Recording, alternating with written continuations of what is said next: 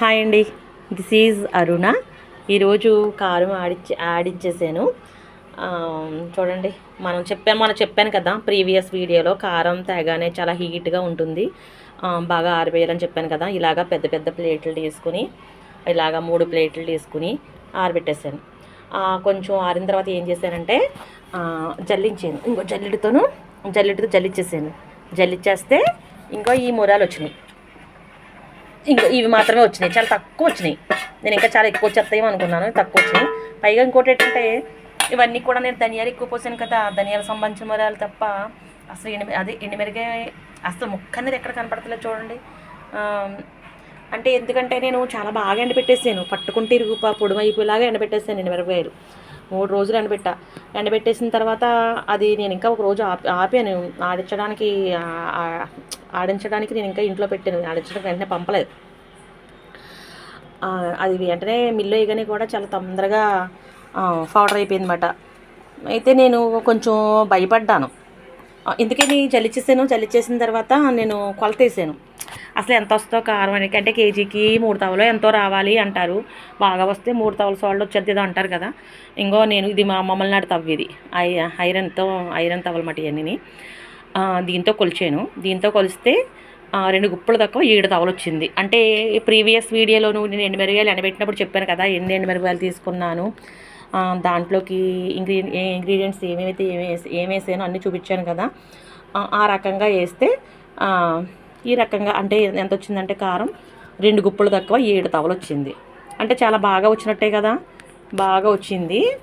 అయితే కారం కూడా నేను 2 గ్లాసులు పోసేసాను కదా. ధనియాలు అయితేనే కారం ఏమన్నా కొంచెం కలర్ షేడ్ అవుతుందా, అదే కలర్ కొంచెం రెడ్ తగ్గుద్దా అనుకున్నాను, కానీ ఏం తగ్గలేదు. ఈ లోపల మా ఆంటీ ఫోన్ చేస్తే, ధనియాలు ఎన్ని పోసామంటే ఇలా 2 గ్లాసులు పోసాను అన్నాను. సారీ, 2 తవలు కదా, 2 గ్లాసులు పోసారంటే, 2 గ్లాసులు పోతావా, అసలు బుద్ధి ఉందా నీకు? అసలు ఎవరు ఇప్పుడు పోసుకోవటం లేదు, ఏదో శాతం గల కొద్దిగా వేసుకుంటున్నారు అంతే. ఇప్పుడు నేను ఇంకా హాఫ్ గ్లాస్ వేసుకోమని చెప్పాను. అలాంటి గ్లాస్ అన్నా పర్వాలేదు, కానీ 2 గ్లాసులు పోసేస్తావా అని చెప్పేసి మా ఆంటీ తిట్లు మాట. కారం ఇంకేమన్నా అసలు ఎరుపు ఉంటుందా అసలు అనుకున్నావా అని తిట్లు. నేను తీరా పళ్ళుల్లో పోయి చూస్తే కారం అసలు ఎంత బాగుందంటే, ఎక్కడ రెడ్ కలర్ తగ్గలేదు, మంచి స్మెల్ వస్తుంది. మనం ధనియాల పొడి కొట్టుకుంటాం కదా, మనకి ధనియాల పొడి కొట్టినప్పుడు ఎంత స్మెల్ బాగుంటుంది, అంతలాగా స్మెల్ బాగుంది. అలాగే అసలు ఆ కారం కూడా ఎక్కడ కూడా కలర్ తగ్గలేదు. అయితే చాలా బాగుంది కలర్ అయితేని. ఇది తేగానే హీట్గా ఉంటుందని చెప్పేసి నేను జల్లించేసి కొలత వేసేసి ఇలాగా 3 పళ్ళల్లోనూ ఆరబెట్టేసాను. తర్వాత ఇది బాగా చల్లారిన తర్వాత అప్పుడు ఏం చేస్తానంటే, చెప్పాను కదా వెల్లుల్లిపాయలు 1/2 కిలో తీసుకుంటానని, ఇంకొప్పుడు 1/2 కిలో తీసుకుని ఒలుతున్నాను. ఇవన్నీ ఒలిచేసి అందులో కారంలో వేసేసి కుమ్మేస్తాను అనమాట. అంటే చెప్పాను కదా బండతోనే కుమ్మాలి అందులో వేసేసని.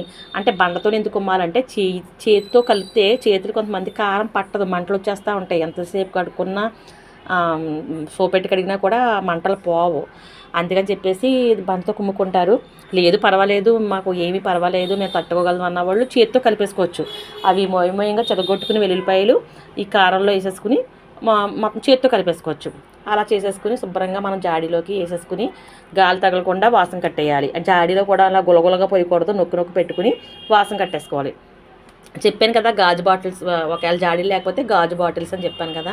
బాటిల్స్ వేసినా కూడా ఈ గరిటతో శుభ్రంగా దగ్గరగా మనం వేస్తూ ఒక లేయర్ వేసిన తర్వాత మళ్ళీ గట్టిగా నొక్కి ఇంకో లేయర్ వేసుకుని, మళ్ళీ గట్టిగా నొక్కి ఇంకో లేయర్ వేసుకుని ఆ రకంగా వేసుకుంటే గూళ్ళు కట్టకుండా పుచ్చిపోకుండా సంవత్సరం పొడికి కూడా కారం సూపర్గా ఉంటుందన్నమాట. చెప్పాను కదా 2 బాటిల్స్ ఫ్రిడ్జ్లో పెట్టేసుకుంటే మనకి బయట కొంచెం వండించుకుని సగం బయట ఉంచుకుని సగం ఫ్రిడ్జ్లో పెట్టేసుకున్నాం అనుకోండి, ఈ సగం బయట అలాగా పర్లేదు, ఒక 6 నెలలైనా కదా అలా ఎర్రగానే ఉంటుంది. ఎందుకంటే మనం కాయలు స్వయంగా తెచ్చుకుని మనం ఆడించుకున్నాం కాబట్టి కలర్ ఏం తగ్గదు. కానీ ఎంతైనా కానీ మనకి కొంచెం నెల అయ్యే కొద్దీ కొంచెం కలర్ షేడ్ అవుతుంది కాబట్టి కొంచెం ఒక 2 బాటిల్స్ పెట్టేసుకుంటే, చెప్పాను కదా మొన్న, ఇది అయిన తర్వాత తీసుకోవచ్చు. మళ్ళీ మనం నెక్స్ట్ ఇయర్ కారం ఆడించుకునేంత వరకు కూడా మనకి కారం ఇలా రెడ్గానే ఉంటుంది. ఈ రకంగా ఆడించుకోండి. అంటే మీరు కూడా అనుకునే ఉంటారు, ఏమిటి ధనియాలు 2 గ్లాసులు పోసేసారని చెప్పారు, అసలు కారం ఎలా ఉంటుందని కూడా మీరు కూడా అనుకునే ఉంటారు, ఇవి ప్రీవియస్ వీడియో చూసిన వాళ్ళు. అందుకనే మీరు కూడా చూస్తారని చెప్పేసి నేను వీడియో చేస్తున్నాను. అలాగా ఆ రకంగా ఇంగ్రీడియంట్స్ అన్నీ వేసుకుంటే ఆ మెజర్మెంట్స్గా ఆ కొలతలకి ఆ ఎండుమిరపకాయలకి అలా వేసుకుంటే కారం ఇలాగ అయింది అని చెప్పేసి అంటే మీకు కూడా ఎంత కారం కావాలి ఇంత కారం కావాలంటే ఎండుమిరపకాయలు కొనుక్కోవాలి అని చెప్పేసి కొంచెం కొత్త వాళ్ళకి కొంచెం తెలియదు కదా, అలాంటి వాళ్ళకి కూడా అర్థమవుతుంది. అప్పుడు దీన్ని బట్టి మీరు తెచ్చుకోవచ్చు. మీకు లేదు 3 తవల కారం సరిపోతుంది సంవత్సరానికి అనుకుంటే కనుక 3/4 కేజీ ఎండుమిరపకాయలు సరిపోతాయి. ఇవి కేజీన తీసుకున్నాను కదా ఇలా మాట. ఇప్పుడు ఈ ఎల్లుల్లిపాయలన్నీ కూడా ఒలిచేసి కుమ్మేసి అందులో వేసేస్తాను. ఆ రకంగా చేసుకోండి అమ్మా, బాగుంటుంది.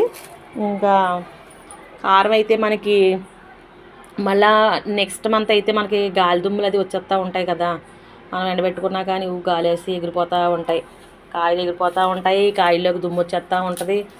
మనం ఏదన్నా కొంచెం ఎర్లీగానే చేసేసుకోవాలి. పచ్చళ్ళు కూడా కొంచెం మన కాయలు కాయలు ఆల్రెడీ వచ్చేస్తున్నాయి కాబట్టి పచ్చళ్ళు కూడా తొందరగా పెట్టేసుకుంటే ఓ పని అయిపోద్ది. లేకపోతే గాలి దుమ్ములని వర్షాలని మే నెలలో మన ఏప్రిల్ నెలాఖరికి ఇవన్నీ ఇలాంటివన్నీ అయిపోతే ఆవకాయ పర్లేదు, కానీ మాగే పెట్టేసుకోవాలి. ఆవకాయ పర్వాలేదు, ఇంట్లో కూర్చొని పెట్టేసుకోవచ్చు. మాగే బయట ఎండబెట్టాలి కాబట్టి మాగే పచ్చడి కూడా తొందరగా పెట్టేసుకుంటే బాగుంటుంది. సరే అయితే కారం కంప్లీట్, ఓకేనా.